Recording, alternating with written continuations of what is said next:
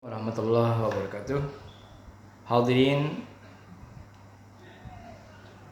melanjutkan tentang 14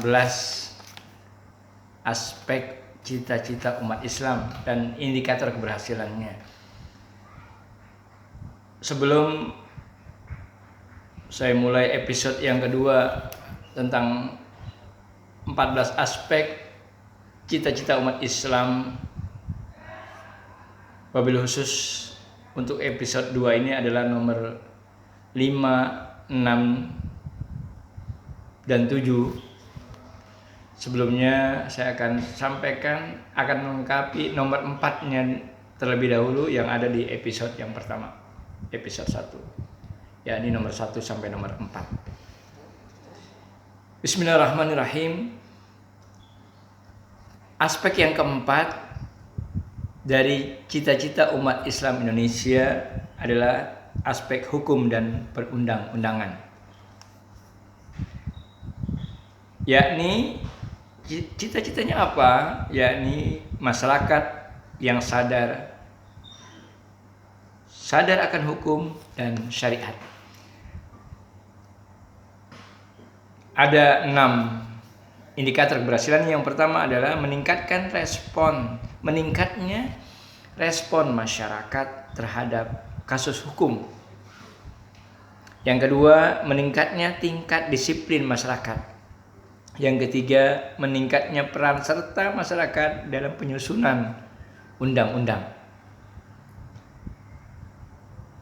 Yang keempat, meningkatnya apresiasi masyarakat terhadap implementasi nilai-nilai syariat dalam perundangan dan peraturan. Dan yang kelima adalah meningkatnya kesadaran dan partisipasi politik masyarakat. Dan terakhir yang keenam, aspek hukum dan perundang-undangan, indikator keberhasilannya adalah meningkatnya peran musyawarah sebagai prinsip dalam mengelola dan menyelesaikan segala urusan. Musyawarah untuk mufakat. Sedang aspek yang kelima adalah aspek politik. Apa cita-cita umat Islam? Adalah masyarakat yang berperan aktif dalam realitas politik. Dengan cara apa? Dengan berusaha menempatkan wakilnya yang memiliki moral dan berkompeten tentunya. Indikator keberhasilannya ada 4. Pertama, meningkatnya keterwakilan aspirasi dan kebutuhan masyarakat.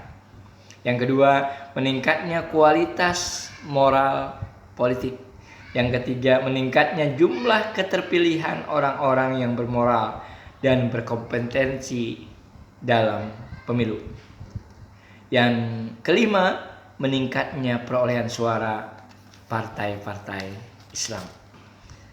Itu aspek yang kelima. Yang keenam, aspek yang keenam adalah aspek akhlak dan nilai, aspek perilaku sosial masyarakat.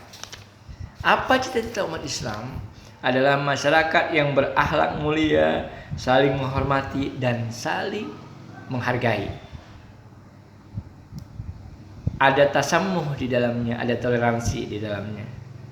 Bekerja sama dalam hal-hal yang disepakati dan toleransi dalam hal-hal yang tidak disepakati.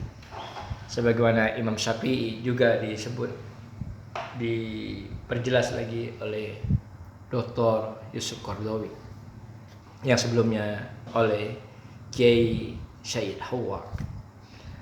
Aspek akhlak dan nilai atau perilaku sosial ini ada 7 indikator keberhasilan. Yang pertama adalah menurunnya tingkat kriminalitas akibat pornografi, porno aksi. Yang kedua, menurunnya tingkat kenakalan remaja, apalagi kenakalan bapak-bapak. Yang ketiga, meningkatnya daya saing SDM, daya saing sumber daya manusia. Yang keempat, meningkatnya perkembangan lembaga-lembaga penyeru kebaikan, lembaga-lembaga yang mengajak kepada hal-hal yang positif, grup-grup, komunitas-komunitas penyeru kebaikan, provokator kebaikan. Yang kelima adalah menurunnya perilaku penyimpangan transseksual. Yang keenam adalah menyempitnya peluang legalisasi penyimpangan orientasi seksual. Dan yang ketujuh, indikator keberhasilan dari aspek yang keenam, akhlak dan nilai perilaku sosial adalah meningkatnya budaya amar ma'ruf nahi munkar. Itu yang keenam. Yang ketujuh adalah aspek keluarga. Apa cita-cita umat Islam? Masyarakat yang terbangun dari keluarga yang harmonis dan solid sebagai benteng pertahanan terhadap budaya yang merusak. Apa indikator keberhasilannya? Ada 6. Yang pertama adalah menurunnya tingkat hidup melajang kelompok usia menikah. Munculnya booming tentang nikah dini dan seterusnya. Nikah di saat muda.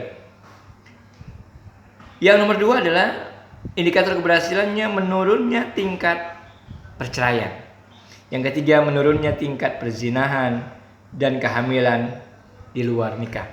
Yang keempat, menurunnya tingkat kekerasan dalam rumah tangga, fisik maupun psikis. KDRT. Yang kelima adalah menurunnya tingkat penelantaran orang tua jompo dan anak-anak. Anak-anak sayang sama bunda, ayah dan bundanya. Begitu juga bundanya sayang sama anak-anaknya, tidak ditelantarkan. Yang keenam adalah meningkatnya peran suami sebagai kepala rumah tangga.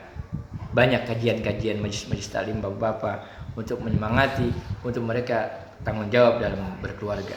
Yang kedelapan, insya Allah nanti akan kita sampaikan di episode yang ketiga, yakni poin 8 sampai poin 14 yang terakhir. Cita-cita umat Islam dan indikator keberhasilannya. Mudah-mudahan ada manfaatnya. Assalamualaikum warahmatullahi wabarakatuh.